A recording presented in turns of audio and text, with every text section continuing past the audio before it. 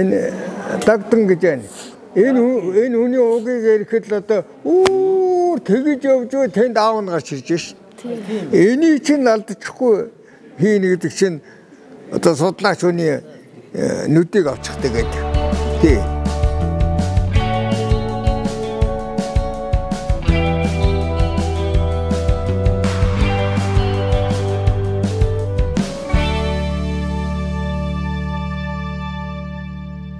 Японоос олсон угийн бичгийг Монголынхтай зэрэгцүүлэн судалсан гэдэг шийдвэр та бүхний оюуныг мэлахыг хүсэж байна. Би Чингис хаан судлалын хүрээлэнгийн хүн нэр Сүмбаатар гэдгээ. За юуны тухай өгүүлэхдээ угийн бичиг бол хүн төвтэй Монгол түүхийн сурвалж мөн. Угийн бичиг бол монголчуудын бахархлын бичиг мөн. Японд Сэцэн хаан шалан угийн бичиг олдсон тухай. Японд олдсон Сэцэн хаан шалан угийн бичгийг Монголынхтай зэрэгцүүлэн судалсан гэдэг ийм одоо дөрвөн юугаар илтгэл бэлдсэн. Эхний хоёрын бол энэ удаа давчилъя. Японд олдсон Сэцэн хаан шалан угийн бичгийг Монголынхтай зэрэгцүүлэн судалсан гэдэг шийдвэр эхлэн ярилцъя. Япон Чингис хааны удмынхны гэрийн үеийн бичмэл олдсон тухай телевизээр нэвтрүүлж Монгол улсын наран гэрэл, Мөнх Эрдэнэ, Батчулуун, Төрөвбат, Болормоо, Согоо нарын олон хүн санал бодлоо хуваалцсан нийтэд түгээжээ. 1962 оноос монголчуудын угийн бичиг гэрийн үеийн бичмэлийг судлаж ном бүтээл цөөн бус өгүүлэн нийтлүүлсэн миний хувьд их сонирхлоо. Японд олдсон Сэцэн хаан шалан угийн бичиг олдсон нөгөө Сэцэн хаан шалан угийн бичиг байна. Монгол улсын үндэсний номын санд лавтая 2% бий. Дансын дугаар нь бол 79-346, 79-94, 79-347, 690 гэсэн одоо дансын дугаартай байгаа. Архивтүүд нэг хөв байгаа. За Сэцэн хаан шалан угийн бичгийг бол улсад хаана ихэд судалсан юм бэ гэдэг асуулт тулгарч байна. Сэцэн хаан шалан угийн бичгийг бол Монгол улсад анх судалжээ. Түүнийг хэвлэсэн байна. Үүнийг Чингис хааны алтан ургийн угийн бичиг ба гэрийн үеийн бичмэл гэдэг 2005 онд хэвлэсэн номоос л иш татаж болно. За та бүхэн Япон дэвлэгчийн юмнуудыг бол бичлэгээр нь бодтоор нь харцгааж байна.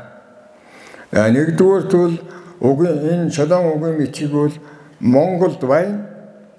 Монголд анх эхэлж судалсан хэвлэсэн юм байна гэдэг гол зүйлийг бол одоо энд харуулнаа. Халахын Сэцэн хаан аймгийн хил хязгаар бол Дорнод этгээд Эрдэнэ уулаар хар мөрөн мужийн холин бөөртэй, өмнөд этгээд бол Тарган Чандман цайдам баг ойсон манхан гээд ингээд Монгол улсын газар нутгийн юугууд бий гаргаж өгсөн байгаа. Сэцэн хаан аймагт бол Өнөөгийн Хинти, Сүхбаатар, Дорнод аймгийн нутаг, Дорногов, Дундгов, Төв аймагуудын нутгийн зарим хэсэг багтнаа. Сэцэн хаан аймагт бол Игзэр гудагт, Ялгуусан гудагт гэсэн шав захирсан тамгатай худагт нар хамаарагдаж байлаа.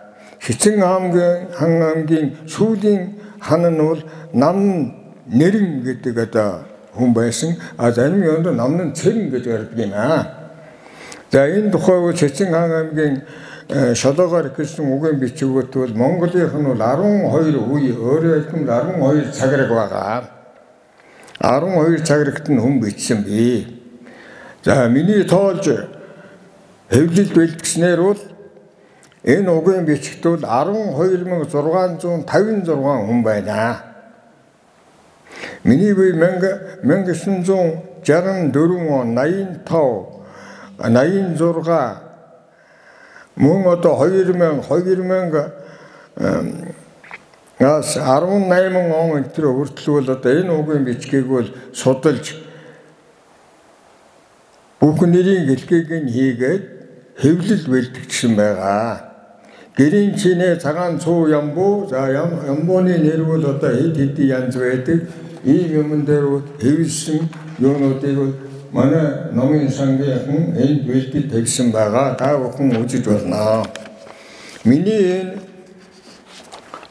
илтгэлийг бэлтгэхэд бол Монгол Улсын үндэсний номын сангийн эрхэм ажилтан олон хүн хүч хөдөлмөрөөр зориулж надад тусалсан энэ одоо илтгэлийг бэлтгэлсэн хүн гэдгийг бол хүмүүс гэдгийг бол зохон тэмдэглэхийг хүсэж байна. Энд одоо мөрөн цаатаж байгаа болов гэж бодож байна. За ингээд эхний хэсгүүдийг бол та нарын бичсэн зүйлээс хараад бол яаж үзэж болно. Одоо Японд болсон Шицэн хаан Шодан угийн бичгийг Монголын ихтэй дэргэжүүлсэн гэдэг гол сэдвээс нь бол орж ирье. Энэ хоёр манайд байгаа Японд байгаа хоёр угийн бичиг бол тохирч байна уу гэвэл яг тохирч байна. Бичлэгийн зөрөө бол ганц нэгэн зүйл дээр бол харагдаж байна. Үүнийг би бодтой жишээгээр бол одоо харуулж өгнө. Жишээлбэл угийн бичиг дотор бол Тунцэг, Батмунк, одоо тэр Зангиа гэдэг нэр байна. Тэ цоглог, цойдог гэсэн ийм одоо 5 нэр бол сая өнгөрсөн угийн бичигт бол тод харагдаж байгаа. Тодруулаад ярьсан байна. За энэ бол нэг айлын 5 хүүхэд байна. Монгол Улсын үндэсний номын санд бол дээр дуусан дансны дугаарт хадгалсан юунд угийн бичиг дотор энэ 5 хүний нэр бол байж байна. Энэ 5 хүнээр төлөөлүүлээд би дээш нь бол одоо шолоо хүртэл одоо яваад дамжуулаад Чингис хаан хүртэл угийн бичгийг бол би гаргасан. Гаргаж өгсөн. Өөрөөр хэлэх юм бол Японоос олдсон угийн шолон угийн бичиг бол манайд бол лавтая 3% байна гэсэн үг. Энийг бол тэгээ Чингис хаан шолоогоо дамжуулаад Чингис хаан хүртэл гаргасныг бол та бүхэн энэ дээрээс харж болно. Дээш нь. За энэ манай угийн бичиг дотороос үзэх юм бол одоо энэ байна. Энэ хэсэг. Энийг хэдэн хүн татчихсан да. Тэгээд Японы угийн бичиг тэр байна. Тунцэг, Батмунк, Занкиа гэдэг харин мичлэгийн шалгүй өөр байгаа. Энэ бол 5 айлын нэг айлын 5 хүүхдийг харуулсан. Энэ хэсгийг бол бид нар угийн бичгээс бол олоод дээш нь залгаад шолоогоор дамжуулаад Чингис хаан хүртэл одоо залгаж өгсөн. Энэ бол бидний судалгааны нэг үр дүн юм аа. Одоогийн байдлаар бол тэр NHK телевизийн одоо нэвтрүүлсэн хэсгийн одоо хэсэг тодор харагдж байгаа ийм хэдэн нэрийг тэр Чингис хаан хүртэл явсан нь энэ байна. Одоо тийм юутай байна. Зүгээр эндээс харахад бол Японых нь ямар давуун дээр бичвэ гэдг нь бол бид нар одоо бол мэдхий аргагүй очиж үзээгүй учраас манайх бол одоо тэр хоёр зүйлийн торгомсог давуу байдгийг манайхаар одоо ерөнхий нэр нь бол цуу ямбуу гэд нэрлэж байгаа. Ихтэй дотроо хоёр янз.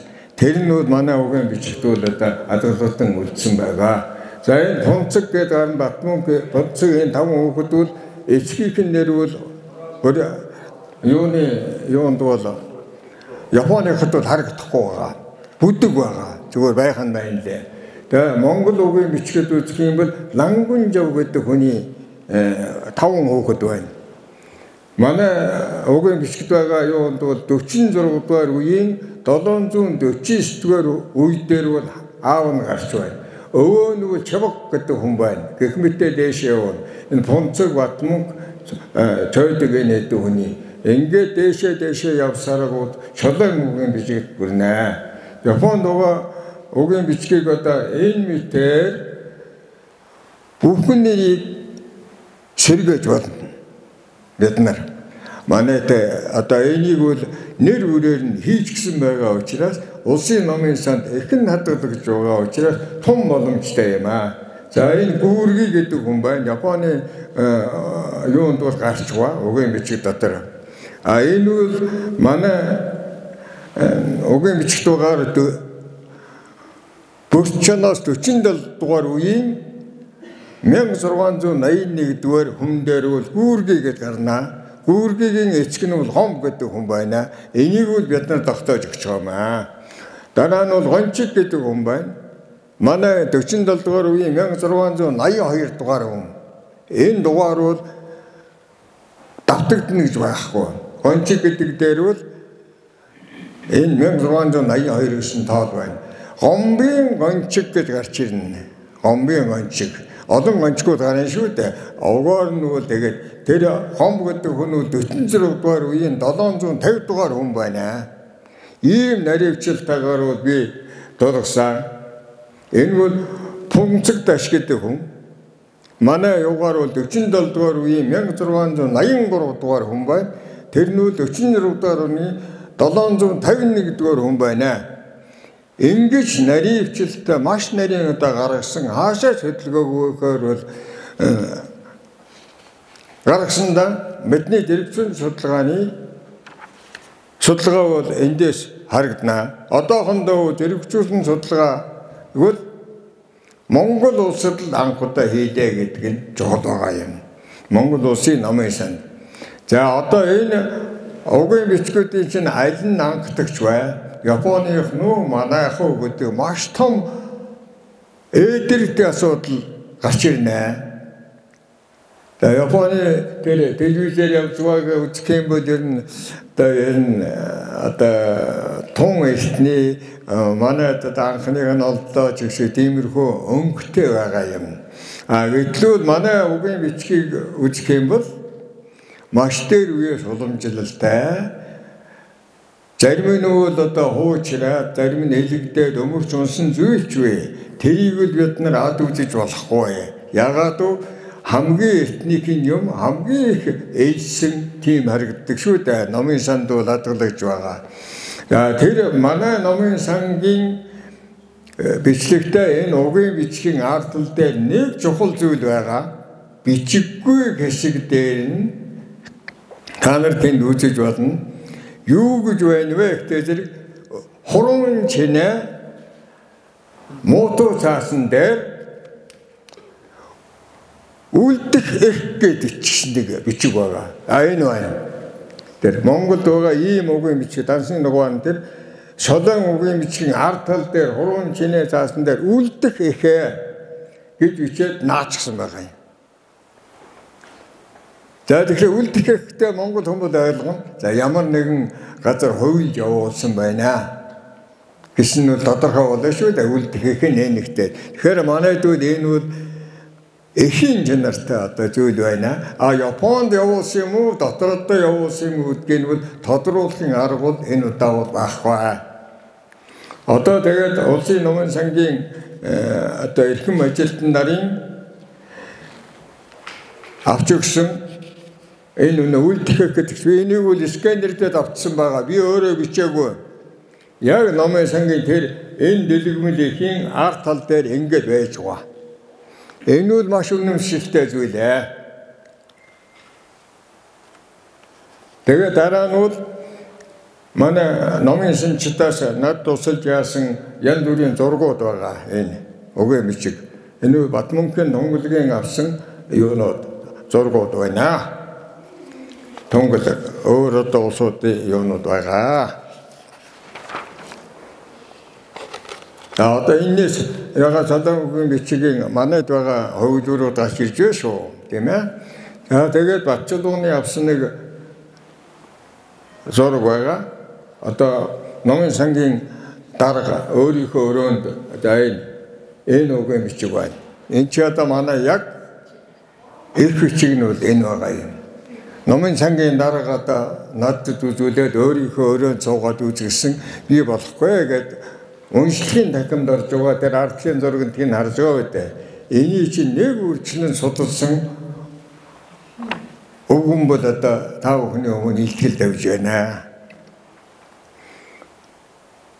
гол зүйл хэлэх зүйл бол тэнд Японоос гарсан үгийн бичгүүд манайд бол байна. Шодогийн үгийн бичиг байна гэдэг нь юу та монголчууд эхэлж судалсан юм байна гэдэг нь тодорхой. За дэргэжүүлсэн судалгааг бол мөн Монгол эхэлж хийлээ шүү. Баталгаанууд нь энэ байна гэдэг нэг үрчлэн гаргасан байгаа. Би одоо энэ удаа бол 40 хүнээр төлөөлүүлж харсан. Энд бол 12,656 хүн бий гэсэн шүү дээ. Тэрнийг бүгдийг гаргахч бэлэн байна. Энэ бол манай улсын номын санчдын номон дуртай хүмүүсийн үйл уламжлан авчирсан сайхан зүйлээ тэрэн дээр түшгэж би судалгаа хийлээ. Хамгийн гол нь бол монголчууд одоо энэ угийн бичгээ монгол бахаргалын бичиг болох ерөнхийлөгчийн одоо зарлиг гарч ирвэл туйлаа сайн байна. Ерөнхийлөгчийн зарлиг гарч ирсний дараагаар бид нар ЮНЕСКОд бүртгүүлэх ажил гарч ирнэ. За ухаачтай одоо юутай улс бол ЮНЕСКОд эхлээд бүртгүүлнэ гэж магадгүй шүү. Тийм учраас би бол эхэн манайд байна уу? Эхлээд энэ судалсан байна гэдгийг та бүхний сонирт хүргье гэж бодлоо.